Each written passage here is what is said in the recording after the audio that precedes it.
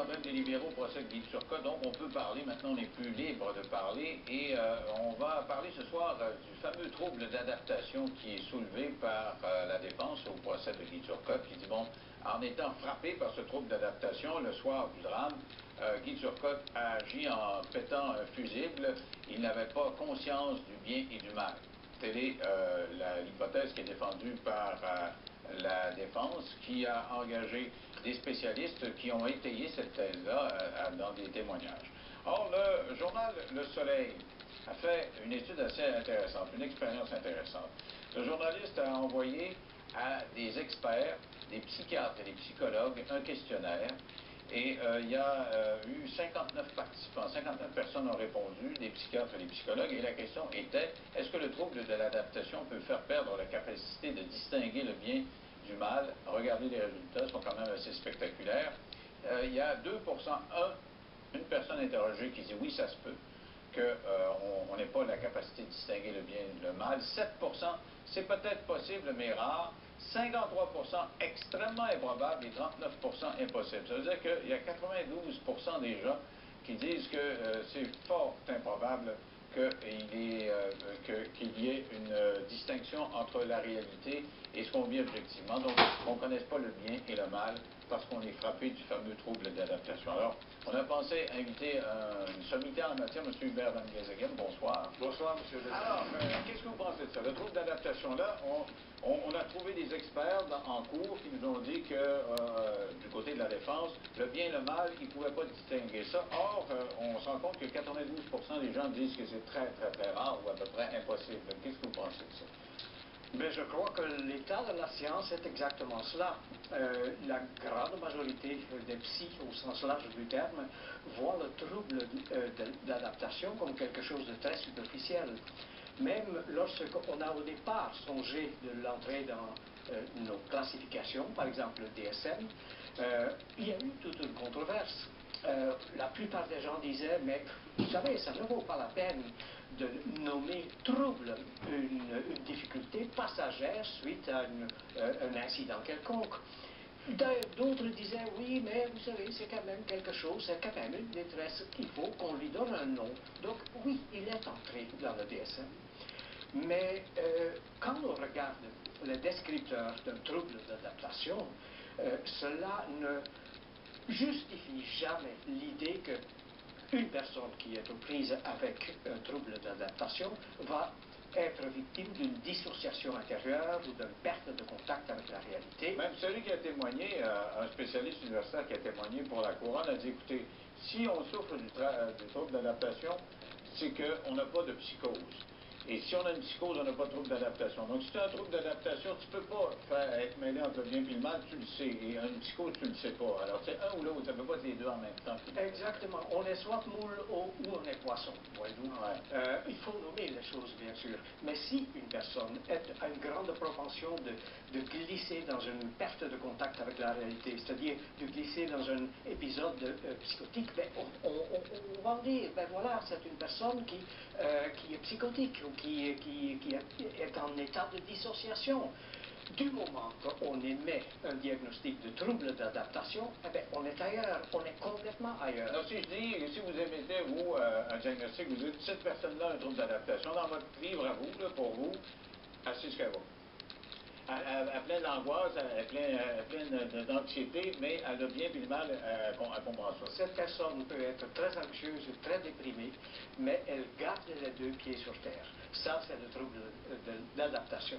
Je me réfère par exemple à ce que le docteur Coton disait il y a quelque temps dans les journaux. Le timing était peut-être un peu douteux quand elle parlait qu'elle coulerait ses étudiants s'il disait que quelqu'un aux prises avec un trouble d'adaptation a perdu contact avec la réalité. Elle a raison, c'est exact. Mauvaise réponse. Donc, ça, c'est bon. Et pourtant, il y a des psychiatres qui vont en cours pour soutenir ça. Alors, comment vous expliquez ça? Mais vous savez, il ne faut pas oublier une chose, c'est qu'un expert, quelquefois, pour des raisons X, va épouser la thèse de l'avocat ou de l'individu qui le mandate. Vous savez, la raison X, c'est de l'argent, ça?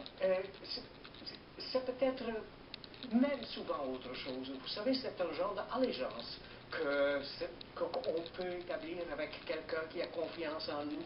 Et là, on commence à étudier tout cela. Et là, on dit, oui, vous avez peut-être raison, etc., etc. Évidemment, moi, à mon avis, un expert rigoureux, il n'épouserait pas la cause de l'avocat qui l'engage. Mais ça se voit souvent. Vous savez, dans haute criminelle, et moi je suis expert depuis très longtemps, alors je l'ai vécu à de très nombreuses reprises. C'est un fait que les avocats font leur shopping. Ils trouvent, ou ils essayent de trouver un expert qui va épouser leur cause, justement, ou en tout cas qui va aider la défense. Mais si je comprends bien, ça a dû être un gros magasinage, parce qu'il n'y a pas grand monde prêt à le faire. C'est 9% des gens qui... Peut-être sur le plan de... Il a peut-être tout à fait convaincu, il en a trouvé un seul. Les poupards peuvent avoir eu énormément de chance et être tombés du premier coup sur quelqu'un qui épouse leur cause.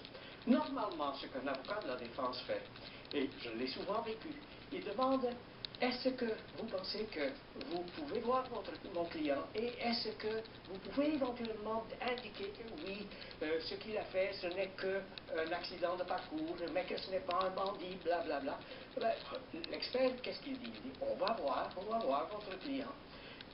Souvent, l'avocat va demander: après l'avoir vu, donnez-moi un coup de fil pour voir si ça vaut la peine d'écrire un rapport. Parce que si, évidemment, l'expert dit: non, votre client est un bandit, ça vaut plus la peine de faire un rapport. Ou si on fait un rapport, l'avocat de la défense tire cela en morceaux, le met dans le wastebasket et en cherche un autre. Moi, ça m'est arrivé à plusieurs reprises de dire à un avocat: non, je ne pourrai pas aider votre cause, et de voir dans le journal, 6 mois ou 1 an plus tard, le nom d'un des collègues. Si vous voulez, on fait une pause et au retour, j'aimerais que vous me parliez d'honnêteté intellectuelle là-dedans par rapport à ça dans 3 minutes.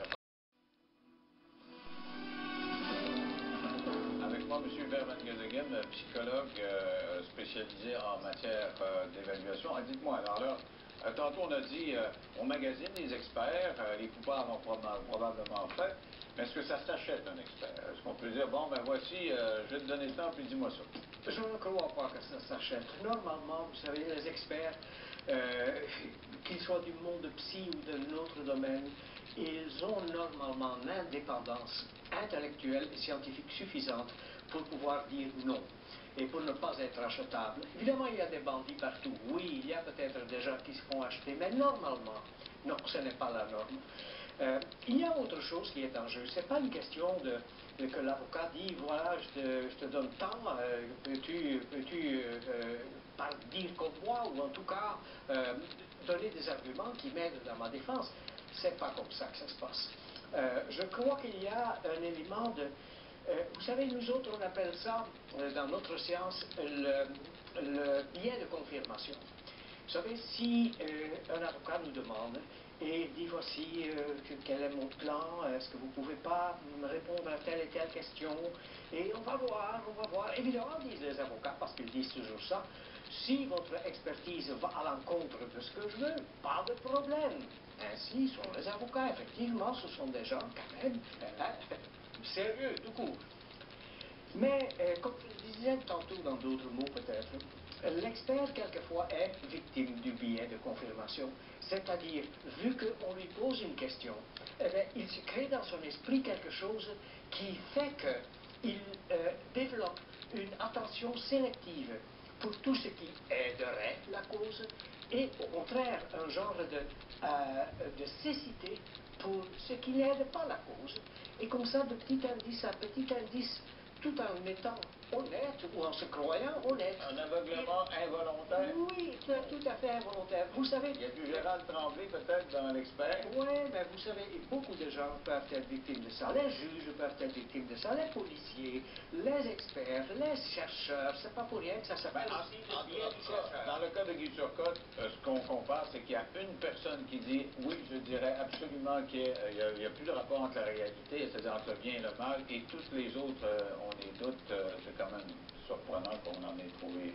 C'est surprenant, et je ne connais pas ces personnes-là, et je ne doute pas que ce sont des bons professionnels, mais c'est si facile de vous savez, d'adopter une cause. Regardez dans les croyances, regardez dans les religions.